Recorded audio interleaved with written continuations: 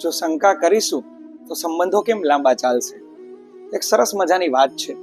એક પતિ પત્ની જેના લગ્નને 1 વર્ષ પૂર્ણ થઈ ગયું છે, પણ બંને છે ને આખો દિવસ ઝઘડ્યા જ કરે છે.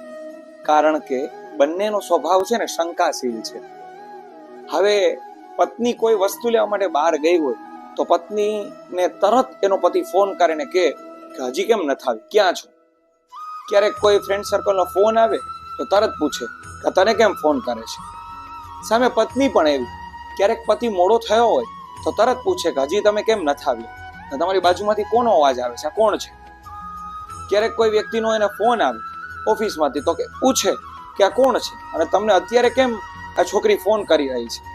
તો એને કોણ સમજાવે કે એનો પતિ એક કંપનીનો માલિક છે? ક્યારેક કોઈ એમ્પ્લોઈઝમાંથી કોઈ લેડીઝ હોય કોઈ ગર્લ્સ હોય એનો ફોન આવી શકે, પણ આ સમજતી નથી. બંને એવા જ છે. હવે એની બાજુમાં એક દંપતી રહે જેને લગ્નને 5 વર્ષ પૂર્ણ થઈ ગયા છે, પણ કોઈ દિવસ પણ ઝઘડ્યા નથી. એ આ બધું જોયે છે. એક દિવસ આમની સાથે વાત કરે છે ને કહે છે કે ખરેખર તમારે લોકોને છે ને સુધારવાની આવશ્યકતા છે. તમારા સંબંધો અને વિચારો બદલવાની જરૂર છે. એ કે જો અમે બંને છે ને એવું સમજીએ, ક્યારેક એને કોઈનો મેસેજ આવે મારી પત્નીને તો હું સમજુ કે કેટલા સમય પછી એના કોઈ ફ્રેન્ડ સર્કલે મેસેજ કર્યો તો ભલે શાંતિથી વાત કરી લે. ક્યારેક એ બહાર ગયું હોય તો એને ફોન કરીને કહું કે આજે મોડી આવ તો મને ફોન કરજો, હું તને તેડી જઈશ. તારે મોડું થાય તો ચિંતા ના કરતી. ક્યારેક હું મોડો થાવ ઓફિસેથી તો મને કહે કે તમે 10 મિનિટ પહેલા મને ફોન કરજો તો જમવાનું ગરમ રાખો. અમારી બંનેની સમજણ આવી. હવે ખરેખર અમે બંને એકાબીજાને આખો દિવસ સમજવાનો પ્રયત્ન કરીએ. ક્યાંય એકવાર એવું ન વિચારીએ કે શંકા કરીએ આપણે એકાબીજા ઉપર. નહીં, નેવર. કદાચ તમારે પણ આવું કરવાની જરૂર છે.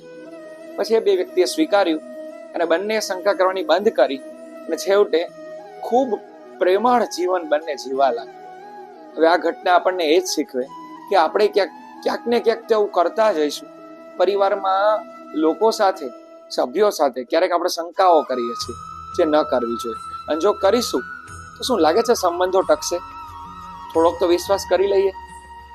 જો વાત સાચી લાગતી હોય અને તમે સમજતા હોય અને સ્વીકારતા હોય તો લાઈક કરો, શેર કરો, કોમેન્ટ કરો અને સબસ્ક્રાઇબ કરો. Thank you.